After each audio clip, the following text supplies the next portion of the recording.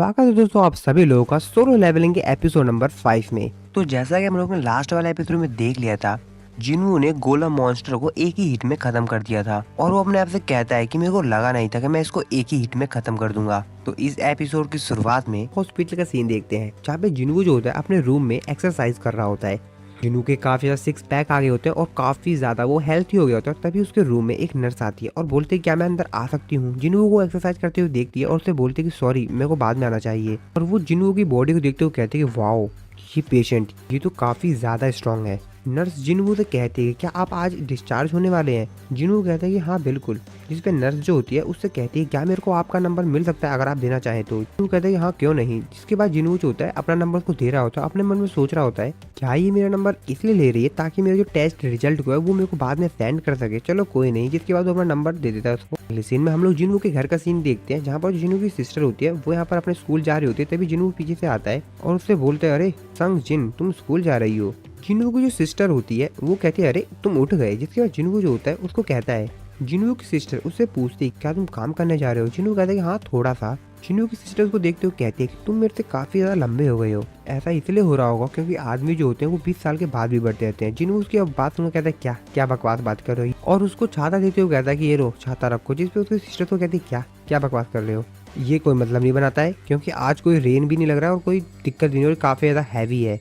जिन्हों अपने सिस्टर से कहता है ये एक फोल्डिंग अम्ब्रेला है और ये हैवी नहीं है। जिसके बाद वो ऐसा कहने के बाद उसके बैग में वो अम्ब्रेला रख देता है। जिन्हों अपनी विंडो स्टेटस को देखता है। जिन्हों अपने स्टैट्स को चेक करता है जहाँ पर जो उसका आज का गोल होता है वो पूरा सब कुछ कंप्लीट हो गया होता है। सिर्फ रनिंग नहीं हुई होती है। जिन्हों कहता है कि रनिंग मैं बाद में कर लूंगा और अपने मसल्स को देखते हुए कहता है कि वैसे जो मेरी मसल्स है वो काफ़ी ज़्यादा बढ़ गई है और आज से कुछ सप्ताह और आज से कुछ हफ्ते पहले मैं चाहे जितनी मर्जी एक्सरसाइज कर लूँ कोई भी तरीका नहीं था कि मेरी फिजिकल शरीर को बढ़ाया जा सके। और ऐसा तब से हो रहा है जब से मैंने जो अपनी स्ट्रेंथ स्टैट्स है उसको लगातार बढ़ाना जारी रखा है। जिन्हों यहाँ पर कहता है कि अगर मैं इसी तरीके से अपने स्टैट्स को बढ़ाता रहा तो क्या शायद मेरा शरीर कुछ ऐसा हो जाएगा। नहीं मेरे को अपना शरीर बिल्कुल भी ऐसा नहीं चाहिए। जिसके बाद जिन्हों जो होता है अपनी बाकी सभी जो स्टैट्स होता है उसको चेक करता है और यहाँ पर कहता है कि मेरे को इन सभी को बैलेंस रखना होगा ताकि कोई भी दिक्कत ना हो। जिन्हों जब ये सब कुछ देख ही रहा होता है तभी उसके फ़ोन की रिंग बजती है। वो फ़ोन को उठाता है जहाँ पर उनको लगता है कि शायद ये गिल्ड की तरफ से आया होगा। जिन्हों फ़ोन को पिकअप करते हुए कहता है मैं हंटर जिन्बू बोल रहा हूँ बोलिए क्या काम है। तभी उस तरफ से आवाज़ आती है कि तुमने पिछली बार मेरा फ़ोन क्यों नहीं उठाया था। जिन्हों कहता है क्या मिस्टर लैंडलॉर्ड। जिन्हों उसको बताता है कि मेरा एक्सीडेंट हो गया था जिस वजह से मैं काफ़ी समय से हॉस्पिटल में था। उसका लैंडलॉर्ड उससे कहता है कि हाँ इसमें कोई भी आश्चर्य वाली बात नहीं है। तुम हरदम घायल होके आते हो। तुमको मंथली रेंट देना है तो मैंने तुमको फ़ोन इसलिए किया है कि क्या तुम मंथ का जो रेंट है वो अभी पे करोगे या मैं उसको ड्यू में डाल दूँ तुम उसको बाद में दोगे। जिन्हों कहते हैं कि अरे नहीं मैं यहाँ पर आपको जो पैसे हैं वो जल्द से जल्द ट्रांसफ़र कर दूंगा।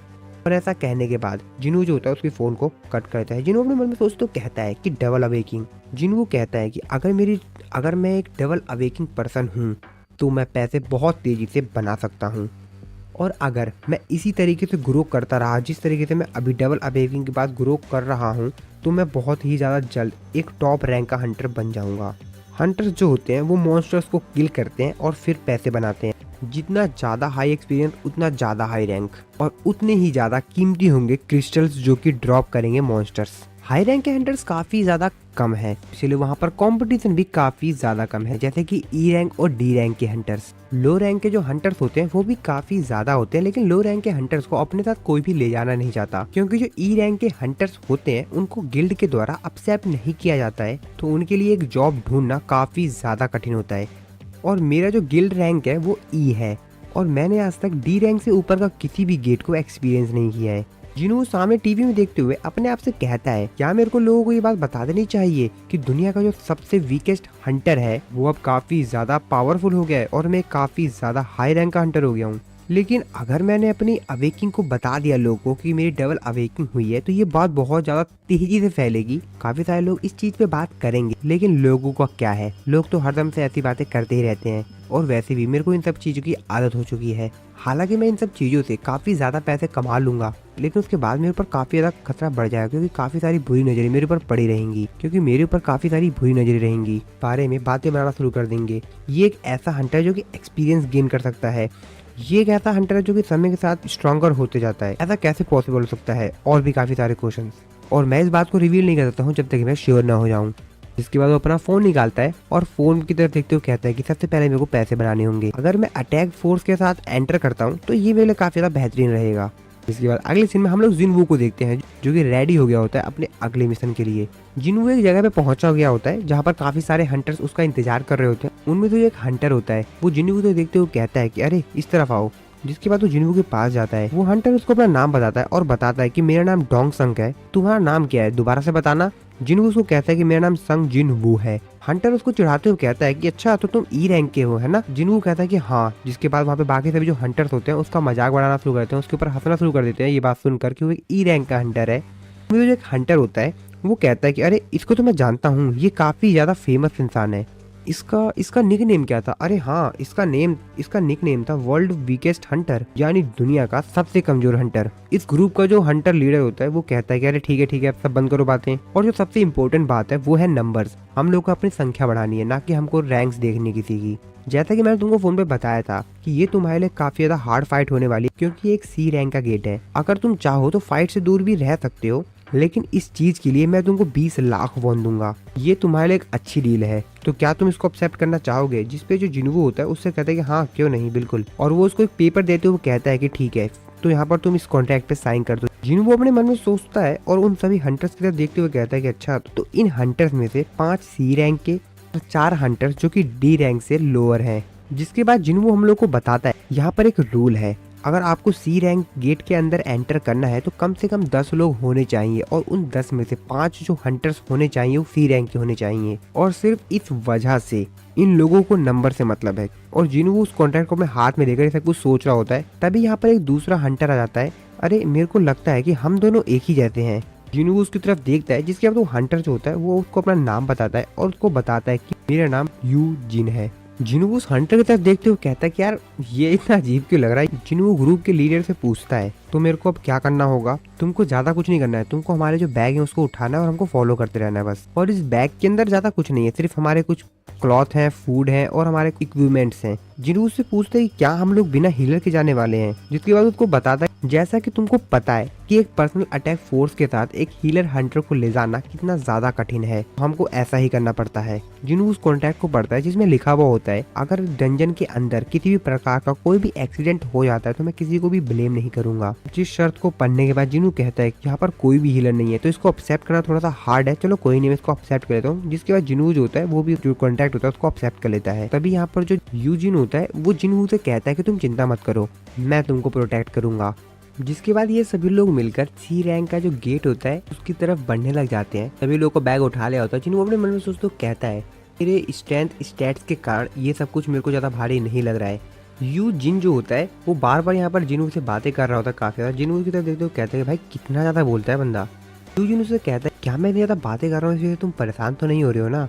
जिसके बाद फाइनली ये सभी लोग सी रैंक का जो गेट होता है वहाँ पर पहुंच जाते हैं। और जब वो लोग वहाँ पे पहुंचते हैं तो उनमें जो एक हंटर होता है वो डोंग से कहता है तुम पक्का श्योर हो ना कि एक सी रैंक का गेट है, क्योंकि थोड़ा सा बड़ा लग रहा है। डोंग कहता है क्या बकवास कर रहे हो तुम कहना क्या चाह रहे हो? हमारा जो गिल्ड है वो बेकार है, यहाँ पर कई बार आया हुआ हूँ। हाँ ये एक सी रैंक का ही गेट है। जिनवू अपने मन में सोचते कहता है ये मेरा फर्स्ट टाइम है एक सी रैंक के गेट में। सभी लोगों को कहता है कि एक एक करके सब मेरे को फॉलो करते जाओ, सबके सब अंदर आ जाओ। ये सभी लोग सी रैंक का जो गेट होता है उसके अंदर आ जाते हैं। यहाँ पर काफी ज्यादा अंधेरा होता है। डोंग यहाँ पर जो एक हंटर होता है जिसका नाम ग्यू वान होता है उससे कहता है कि मेरे को थोड़ी सी लाइट चाहिए, तो क्या तुम थोड़ी सी लाइट जलाओगे? जिसपे वो भी मान जाता है, कहता है कि ठीक है, और अपने मैजिक का इस्तेमाल करके वहाँ पे लाइट जला देता है। जब ये लोग आगे जाते हैं तो उन लोगों को वहाँ पर 2 रास्ते दिखाई देते हैं उस डंजन के अंदर। पर वो लोग आपस में बात कर रहे होते हैं, कहते हैं कि यहाँ पर कोई मॉन्स्टर क्यों नहीं दिखाई दे रहे हैं, ये जो सा अजीब क्यों लग रहा है, यहाँ पर कोई लाइट्स क्यों नहीं है।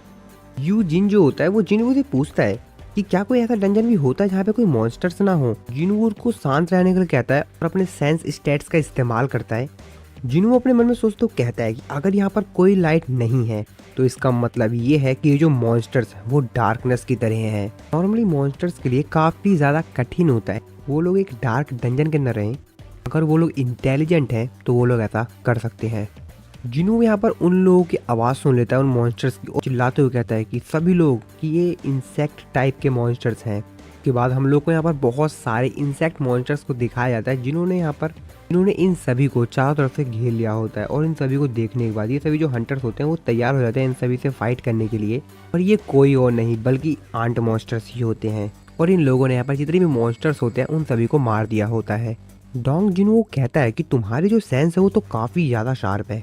जिसके बाद डोंग जो होता है वो जो आंट मॉन्स्टर्स मरे हुए होते हैं उन सभी के पास जाता है और उनकी डेथ बॉडी को देखते हुए कहता है कि क्या ये बॉस थे या कुछ और। जिन्हू जो होता है उन सभी जितने भी यहाँ पर उसको छोड़कर जो बाकी हंटर्स होते हैं उन सभी को इतनी बेकार स्माइल करते हुए देखता है, उनके ऊपर शक करता है कि भाई ये लोग गड़बड़ करने वाले हैं कुछ। जिसके बाद जिन्हू जो होता है वो जिन हो से कहता है कि जिन हो, ये जो तुम्हारी स्वॉर्ड और शील्ड है वो काफी ज्यादा एक्सपेंसिव है ना। आता है कि मेरे जो फादर है वो मेरी काफी ज्यादा केयर करते हैं और इसीलिए जब उनको ये बात पता चली कि मैं अपने फर्स्ट रेड पे जा रहा हूँ तो उन्होंने मेरे साथ ये शॉर्ट और शील्ड दे दी। जिन्हू कहता है मैं श्योर नहीं हूँ लेकिन तुमको ज्यादा चिंता करनी चाहिए। अपनी सेंस स्टैट्स का इस्तेमाल करते हुए कहता है कि ये फीलिंग काफी ज्यादा बेकार है। और इसी के साथ हमारा एपिसोड नंबर 5 खत्म हो जाता है।